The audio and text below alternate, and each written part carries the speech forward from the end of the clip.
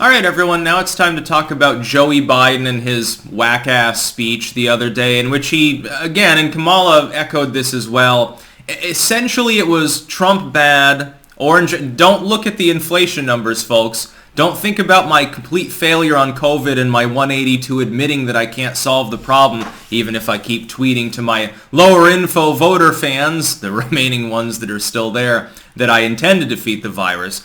Don't look at the border. Don't look at the fact that 4.5 million people quit their jobs last month. Don't look at supply chain crises, which are technically still ongoing in some parts of the U.S. and the world at large. Don't look at all the shit that's going on that's wrong. Look at Orange Man. He's bad. Orange Man bad, of course. You have to worship at that altar if you want to be in politics at this point.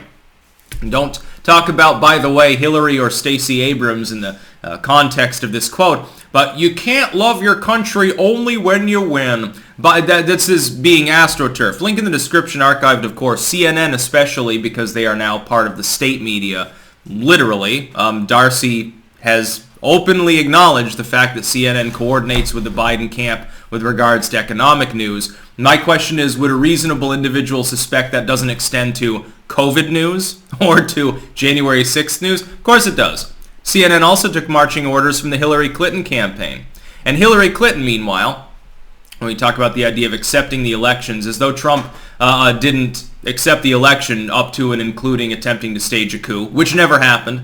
There's a reason why there are no sedition, treason, or terrorism charges in the entire pool of people that have been indicted with regards to the January 6th fiery but mostly peaceful protest. It's because most of the people didn't even go there with a particular goal in mind. Most of the people that marched there to the Capitol after Trump told them to march with peace in their hearts, to remain peaceful and make their voices heard, most of them didn't enter the Capitol. Most that didn't plan to. Those that planned to apparently were well armed and equipped but left their weapons outside. There was no insurrection on January 6th. I already covered this yesterday, as well as in a Substack article. By the way, over 5,000 people now following the Substack. You should be following it too. Link in the description of that as well. Here's the truth. CNN is trying to astroturf this quote as though it's up there with the Gettysburg Address. Biden is not the kind of person that you really want to try and convince people is a great speaker. Because he's clearly not. We can observe this because we can watch him speak. We can hear him speak. That's not going to go over. I'm hazarding a guess, and this is just a guess. They're not going to get an approval bump from this fiasco of January 6th, which really is what it was. It was political theater. This is sloganeering. It is state propaganda being peddled by a supposedly private news corporation that, again, if you look at the companies that partner with them, that advertise with their network, etc., most of them donate to people like Joe Biden. Globalists, because they're globalist corporations. This is an astroturfing attempt. This is propaganda. Pointing out again. Hillary Clinton in the wake of the 2016 election, and Kamala Harris, by the way, that was posted the other day, both refused to acknowledge the validity of the 2016 election. Thus far, and this is like night and day, and this should give you an idea of why this is happening, the forces behind it, etc. Nobody has ever been banned, as far as I know, from YouTube for election misinformation by saying the 2016 election was fucked around with by Russians. Despite the fact that that is absolutely false, and the preface of that was used to try to hamper the Trump administration to make it less capable of functioning. It was actually, in part, foreign state-funded, by China mainly, propaganda against the Trump campaign with the idea that the Russians had been involved in the election. Stacey Abrams losing in Georgia. She never fully acknowledged that she lost that race fair and square. She's running again. She's pretending she never lost to begin with. I suppose she suspects she'll have the incumbent advantage. Got a better odds of winning than little Beto down there, Roberto down in Texas. You know, the cringy Gen X dad who claims that he was a hacker in the 90s, which is hysterical. It means that he's a script kiddie. He knew how to make the screen upside down, and this impressed his parents. And he claims he can skateboard, although that's basically like rolling slowly across the stage while dabbing. He's obviously going through a midlife crisis and threw his family under the bus there shortly before he lost, and it was very funny, and he'll never be in politics again. I think his career's done after he loses this round against Greg Abbott, actually. Stacey Abrams, though, in Georgia, much more narrow, and she has a chance of pulling it off now, although the people of Georgia would be crazy to elect her. She refused for a very long period of time to accept the election results. Oh, I didn't really lose. It was because of voter suppression. I didn't really lose. It's because of my racism. They were turning black people away from the polling places. Well, that's not true.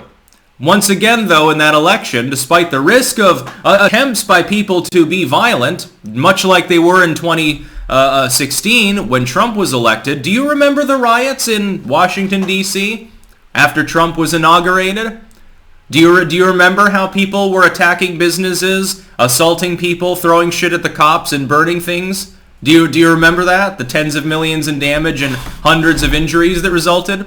Do you remember later on when Donald Trump literally had to go into the bunker, like politicians didn't have to do on January 6th, by the way, because people were attacking the security fence around the White House that he was in at the time? He and his family went in the bunker, and there were hundreds of security agents injured, both D.C. Capitol Police and literal Secret Service, and half the city looked like it was burning. That was never labeled an insurrection.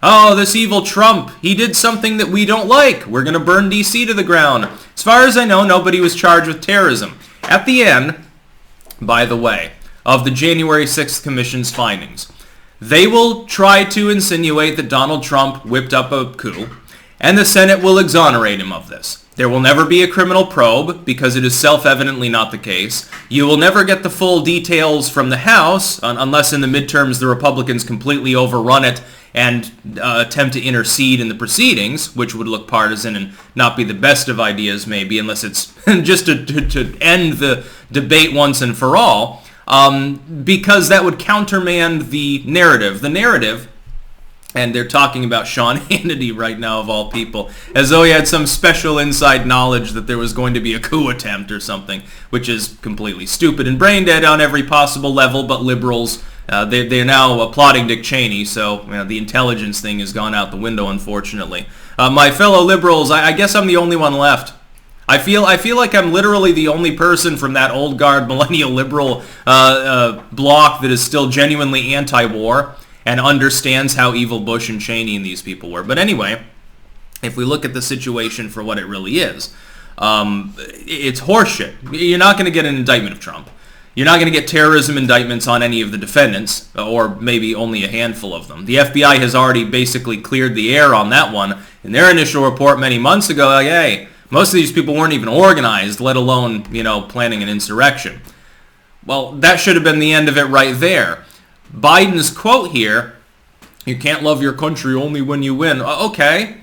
Why don't we ban Hillary Clinton for dangerous rhetoric and conspiracy theories for saying the 2016 election, which we now know is completely false, was interfered in by the Russians? Well, it wasn't. You've spread disinfo. Half the population actually believes this propaganda. It was never true. You peddled it at the highest levels multiple times, had multiple investigations wasting tens of millions of taxpayer money, and you found nothing. Why don't we force a retraction or kick her off of all social media? Why is she still allowed on Twitter? Why is Stacey Abrams allowed an account on Twitter? She shouldn't be able to peddle her lies about the election she lost there. What about Kamala Harris? For that, what about COVID misinformation? Kamala Harris famously coming out and saying she wouldn't get vaccinated because she doesn't just trust Trump. Biden coming out initially and saying, don't worry about COVID, you're being paranoid.